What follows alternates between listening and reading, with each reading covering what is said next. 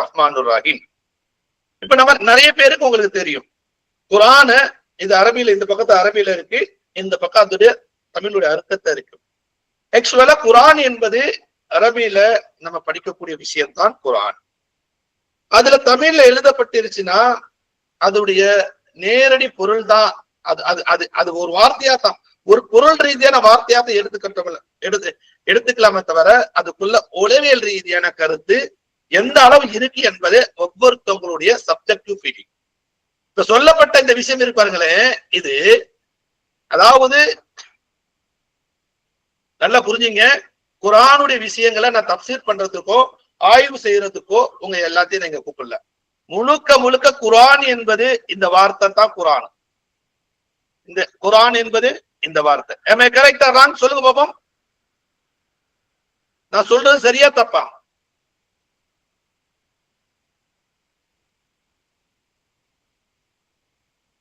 அப்ப இந்த வார்த்தை என்ன என்ன சொல்லலாம்?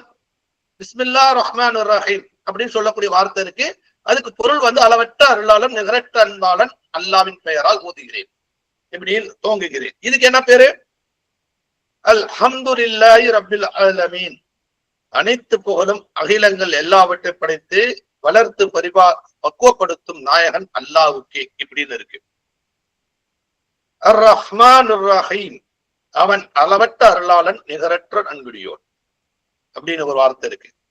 மாலிகி யௌமஇதீன், அவன் நியாய தீர்ப்பு நாளின் அதிபதி. இய்யாக நஅபுது வ இய்யாக நஸ்தஈன், இறைவா உன்னே நாங்கள் வணங்குகிறோம், உன்னிடமே நாங்கள் உதவி கோருகிறோம்.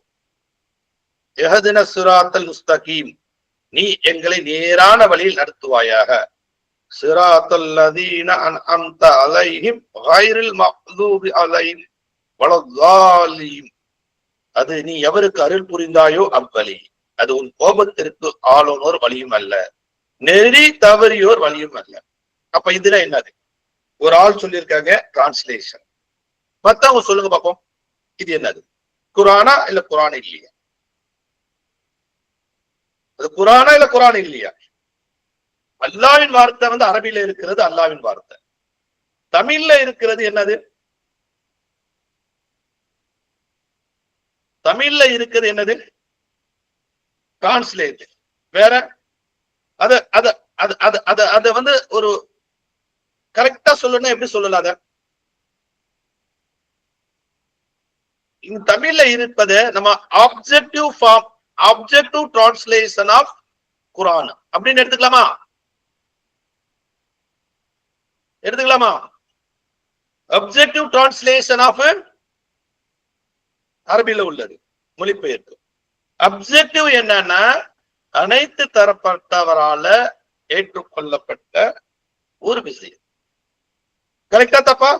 இந்த வார்த்தை இப்படி இருந்தா இதனுடைய அர்த்தம் இப்படிதான் இருக்கும் அப்படின்னு ஒரு அப்ஜெக்டிவ் வேல எழுதப்பட்டது தான் இந்த குர்ஆன். இது தர்ஜுமா. நான் சொல்லக்கூடிய சரியா தப்பா? அந்த அப்ஜெக்டிவ் விஷயம் சப்ஜெக்டிவ் வச்சு மாறுமா மாறாதா? அப்ஜெக்டிவ் என்பது பொருள் ரீதியானது. அப்ப இதோடைய பொருள் இது. சோ இதோடைய அர்த்தம் என்பது, இதோடைய உள்ளடக்கம் என்பது அதாவது சப்ஜெக்டிவ் சொல்லுவாங்க. சோ இது அப்ஜெக்டிவ் ஃபார்ம்ல இருக்கு. இதோடைய சப்ஜெக்டிவ் பாயிண்ட் ஆஃப் வியூ எல்லாத்துக்கும் ஒரே மாதிரி இருக்குமா மாறுபடுமா? சொல்லுங்க பாப்போம். அப்ஜெக்டிவ் பாயிண்ட் ஆஃப் வியூ குர்ஆன் இப்படி இருக்கு, அது சப்ஜெக்ட் எப்படி, அது எப்படி மாறுபடும் என்பதை உளவியல் ரீதியா நான் உங்களுக்கு எடுத்து சொல்றேன். ஏன்னா உதாரணத்துக்கு இதை சொல்லிட்டு நான் உள்ளர போனேன்னா உங்களுக்கு புரியும். ஃபர்ஸ்ட் பிஸ்மில்லாஹிர் ரஹ்மானிர் ரஹீம், இது அவனுடைய திருநாமத்தை சொல்லி அளவற்ற அருளாளன் நிகரற்ற அன்புடையோன் அப்படின்னு சொல்றோம். இப்ப ஃபர்ஸ்ட் அல்ஹம்துலில்லாஹி ரப்பில் ஆலமீன் அப்படின்னு உள்ள வார்த்தைய நம்ம எப்படி எடுத்திருக்குன்னா, எனக்கு அதாவது நம்ம எப்படி வேணா எடுத்துக்கலாம், இந்த அகிலங்களும் எடுக்கலாம், ஒன்னொன்னு இப்படி எடுக்கலாம். எனக்கு நீ என்னன்னா கொடுத்திருக்கியோ, எனக்கு நீ என்னன்னா தந்திருக்கியோ, எனக்கு பாக்குறது கண்ணு கொடுத்திருக்கு, கேட்கிறது காது கொடுத்திருக்கு, இது எல்லாம் நீ எனக்கு படைத்து அத வளர்த்து பரிபாலிக்கிற, நீ தான் செய்யற, நீ தான் நடத்துற, எனக்கு வீடு கொடுத்திருக்கு, எனக்கு கார் கொடுத்திருக்கு, எனக்கு பங்களா கொடுத்திருக்கு, இது எல்லாம் எனக்கு கொடுத்திருக்கு, உனக்கு தான் எல்லா புகழும் அப்படின்னு சொல்றது சப்ஜெக்டிவ். கரெக்டா உங்களுக்கு?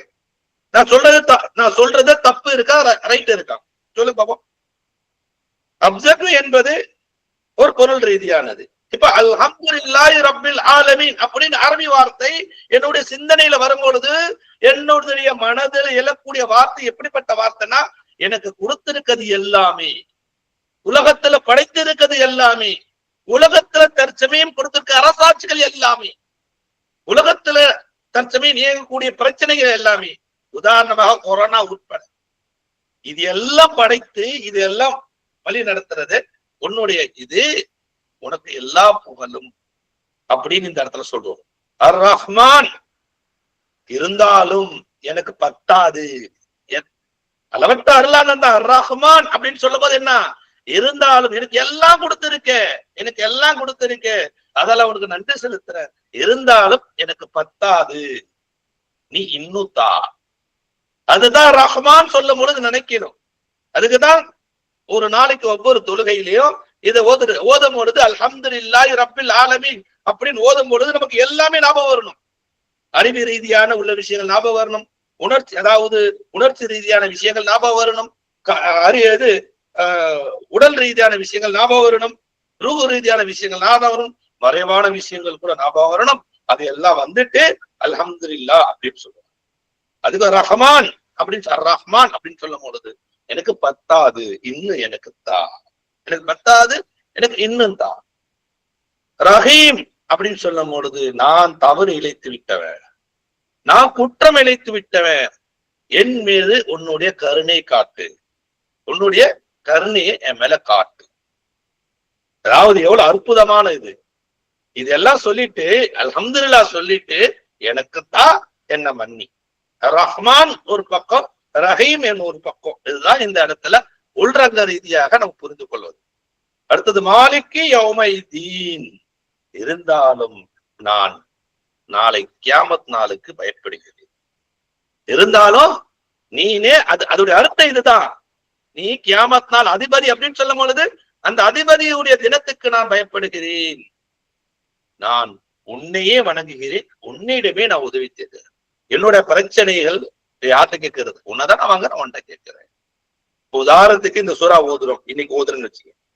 இப்ப ஓதும் போது இப்போ ஒரு கஷ்டத்துல ஒரு சிரமத்துல நம்ம இருந்துட்டு இருப்போம். அந்த கஷ்டத்துல சிரமத்துல இருந்திருக்கும் பொழுது நம்ம இந்த ஓதும் பொழுது அந்த கஷ்டத்துல இருக்கும் பொழுது அந்த அல்லாஹ் நமக்கு கொடுத்த வாக்கியத்தை ஃபர்ஸ்ட் நினைச்சு பார்க்கணும், அதுக்கு அல்ஹம்துலில்லாஹ் சொல்லணும். ரெண்டாவது எனக்கு போதாது இன்னும் தான் அப்படிங்கணும். நம்ம தவறு இருந்துச்சுன்னா என்னை மன்னிக்குன்னு சொல்லணும். நாளைக்கு உள்ள தினத்துக்கு நான் பயப்படுறேங்கன்னு, ஒரு ஒன்னதான் வராங்கிறேன், ஒன்றை கேட்கிறேன் அப்படின்னு. அப்ப கேட்டுட்டு இஹ்தின ஸிராத்தல் முஸ்தகீம், எனக்கு தர வேண்டியதை பட்டுன்னு கொடு, லேட் பண்ணாது, எங்களை நேர் வழியில் நடத்துவாயாக, தர வேண்டியதை ஸ்ட்ரைட் ஃபார்வர்டா குயிக்கா எனக்கு என்ன நடத்த வேண்டியது என்னுடைய பிஹேவியர்ஸ ஸ்ட்ரைட் ஆக்கு. அதுதான் அதனுடைய அர்த்தம். அன்னைக்குள்ள ஒவ்வொரு பிரச்சனைக்கு இதை கேட்கலாம், நம்ம ஒவ்வொரு பிரச்சனைக்கு இதை நம்ம கேட்கலாம், நேர்வழியை நடத்து. அப்படி கேட்டுட்டு என்ன சொல்லணும், எனக்கு தான் கேட்கிறோம். இந்த இடத்துல நல்லா புரிஞ்சுங்க, நேர்வழியில் இது ஒரு யுனிவர்சல் வேர்டு, கலாமுல்லா, அது எல்லாத்துக்கும் பொருந்தும். 1400 வருடங்களாக ஒரே வார்த்தை தான் இன்னைக்கு அனைவரும் படிச்சுட்டு இருக்கோம். ஆனா அதுக்குள்ள உள்ள உள்ரங்கமான அர்த்தத்தை நாம் விளங்காமல் படித்து கொண்டு இருக்கின்றோம். இப்ப புரியுது எதுக்காக நாம இஸ்லாம் சைக்காலஜி படிக்கணும்னா, இது போன்ற விஷயங்களை உள்ளபூர்வமாக உள்ளார்ந்த ரீதியாக நம்மளுடைய அனைத்து செயல்கள் நடக்கும் பொழுது அந்த இடத்துல நன்மையும் அதிகமா கிடைக்கும், உலகத்துள்ள சிரமங்களும் சஞ்சரமும் நம்மளை விட்டுருப்போம். அப்படி சொல்லிட்டு சுராத்தல்லதீன அன்அம்த அப்படின்னு, நீ யாருக்கு அருள் புரிந்தாயோ, யாருக்கு கிஃப்டா கொடுத்தாயோ, எனக்கு இன்னைக்கு ஒரு தேவை இருக்கு, இன்னைக்கு எனக்கு இந்த கடனுடைய பிரச்சனையில மாத்திட்டு இருக்கேன், அந்த கடனுக்கு காசு தேவைப்படுது, அத நீ கிஃப்டா எனக்கு கொடு, அப்படி கேட்கணும். அந்த மாதிரி எனக்கு வேணும், ஆனா இந்த வச்சிக்க அப்படின்னு என் மேல கோவப்பட்டு கொடுக்குற மாதிரி நீ கொடுக்க கூடாது, அதே மாதிரி அது வாங்கிட்டு நான் தவறும் செய்து விடக்கூடாது.